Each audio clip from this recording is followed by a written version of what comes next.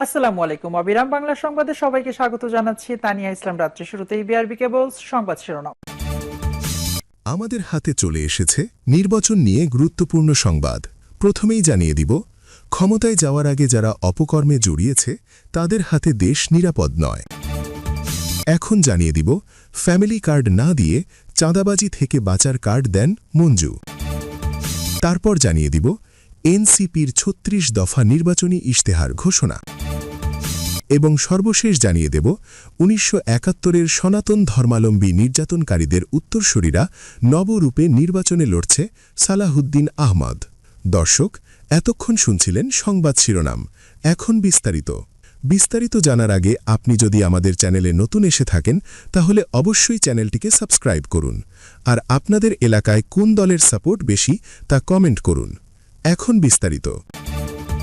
ক্ষমতায় যাওয়ার আগে যারা অপকর্মে জড়িয়েছে তাদের হাতে দেশ নিরাপদ নয়।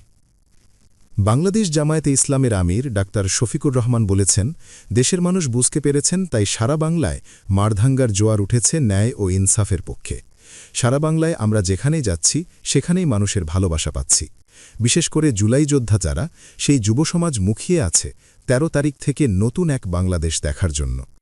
যুবকরা সিদ্ধান্ত নিয়ে ফেলেছে, তারা কি আধিপত্যবাদের পক্ষ নেবে নাকি আধিপত্যবাদের বিরুদ্ধে যারা মাথা উঁচু করে বুক ফুলিয়ে দাঁড়িয়ে আছে তাদের পক্ষ নেবে। তারা বুঝতে পেরেছে, জুলাইয়ের যে চেতনা, যে আকাঙ্ক্ষা কাদের দ্বারা বাস্তবায়ন হবে।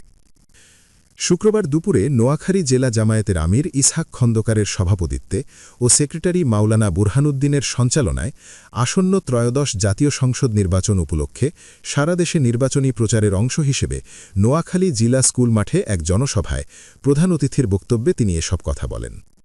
আমিরে জামায়াত বলেন, যারা দেশকে ভালোবাসার প্রমাণ দিতে পেরেছে তাদের হাতে যদি দেশ যায় তাহলে ভালোবাসার একটি দেশ তৈরি করা সম্ভব।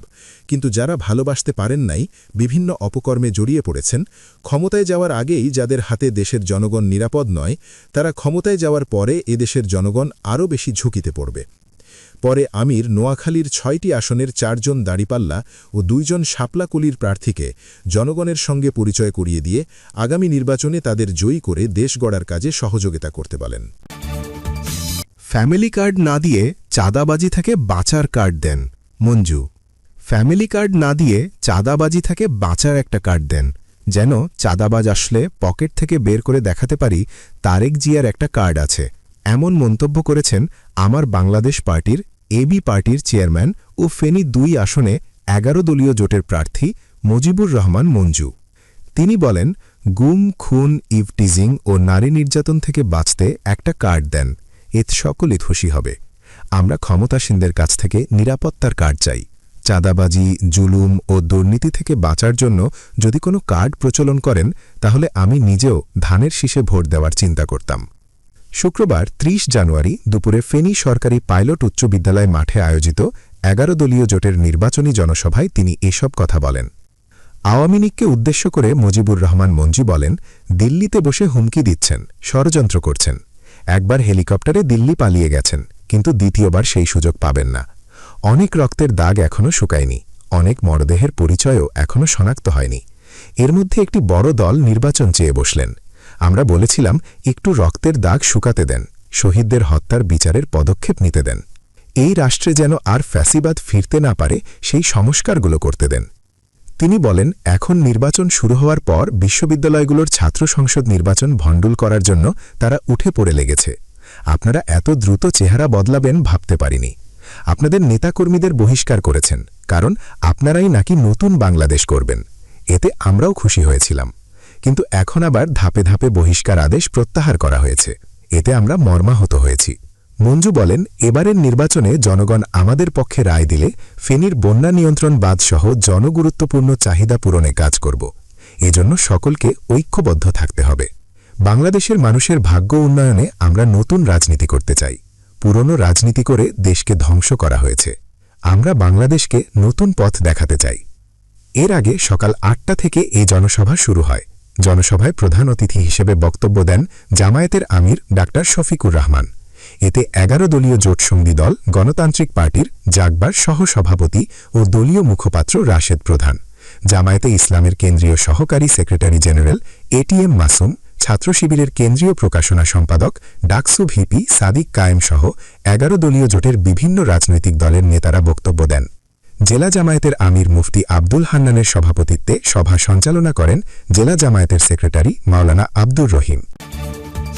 এনসিপির ৩৬ দফা নির্বাচনী ইশতেহার ঘোষণা।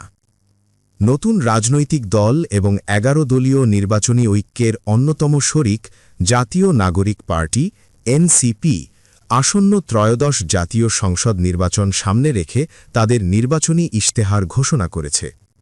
শুক্রবার ৩০ জানুয়ারি বিকেলে রাজধানীর গুলশানে লেক শোর গ্র্যান্ড হোটেলের লা ভিতা হলে আয়োজিত অনুষ্ঠানে দলটি ৩৬ দফা প্রতিশ্রুতি সম্বলিত এই ইশতেহার ঘোষণা করে।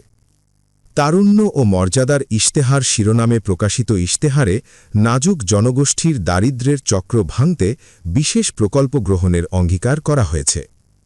ইশতেহার ঘোষণা অনুষ্ঠানে এনসিপির আহ্বায়ক নাহিদ ইসলাম, দলের মুখপাত্র ও কেন্দ্রীয় নির্বাচন পরিচালনা কমিটির চেয়ারম্যান আসিফ মাহমুদ সহ শীর্ষ নেতারা উপস্থিত ছিলেন। এছাড়া বিভিন্ন দেশের কূটনীতিক, সুশীল সমাজের প্রতিনিধি ও দেশি বিদেশি গণমাধ্যমের সাংবাদিকরা ছিলেন। কি আছে এনসিপির ৩৬ দফা ইশতেহারে? ১. জুলাই সনদের যে দফাগুলো আইন ও আদেশের ওপর নির্ভরশীল তা বাস্তবায়নের সময়সীমা ও দায়বদ্ধ কাঠামো তৈরিতে একটি স্বাধীন কমিশন গঠন করা হবে। ২. জুলাইয়ে সংঘটিত গণহত্যা, শাপলা গণহত্যা, বিডিআর হত্যাকাণ্ড, গুম ও বিচার বহির্ভূত হত্যাসহ আওয়ামী ফ্যাসিবাদের সময় সংঘটিত সব মানববিরোধী অপরাধের দৃষ্টান্তমূলক বিচার নিশ্চিত করা হবে এবং একটি ট্রুথ অ্যান্ড রিকনসিলিয়েশন কমিশন গঠন করা হবে। ৩. ধর্মবিদ্বেষ, সাম্প্রদায়িকতা, সংখ্যালঘু নিপীড়ন এবং জাতি পরিচয়ের কারণে যে কোনো প্রকার বৈষম্যমূলক আচরণ, নির্যাতন ও নিপীড়নকে প্রতিহত করতে স্বাধীন তদন্তের এখতিয়ার সম্পন্ন মানবাধিকার কমিশনের একটি বিশেষ সেল গঠন করা হবে। ৪. মন্ত্রী, এমপি সহ সব জনপ্রতিনিধি ও উচ্চপদস্থ সরকারি কর্মকর্তাদের বাৎসরিক আয় ও সম্পদের হিসাব, সরকারি ব্যয় ও বরাদ্দের বিস্তারিত হিসাব দাও পোর্টালে সুস্পষ্টভাবে প্রকাশ ও হালনাগাদ করা হবে। ৭১-এর সনাতন ধর্মাবলম্বী নির্যাতনকারীদের উত্তরসূরিরা নবরূপে নির্বাচনে লড়ছে। সালাহুদ্দিন আহমদ। বিএনপির স্থায়ী কমিটির সদস্য ও কক্সবাজার ১ চকরিয়া পেকুয়া আসনের এমপি প্রার্থী সালাহুদ্দিন আহমদ বলেছেন, ৭১-এ যারা সনাতন ধর্মাবলম্বীদের নির্যাতন করেছিল তারাই উত্তরসূরিদের নিয়ে আবার নবরূপে ফিরে এসে নির্বাচনে দাঁড়িয়েছে। তাদের হাতে এদেশের সকল নাগরিক নিরাপদ কিনা দেশবাসীর কাছে প্রশ্ন রাখলাম। শুক্রবার ৩০ জানুয়ারি পেকুয়া সদরের বিশ্বাসপাড়ায় হিন্দু বৌদ্ধ সম্প্রদায়ের সঙ্গে মতবিনিময় সভায় প্রধান অতিথির বক্তব্যে তিনি এসব কথা বলেন।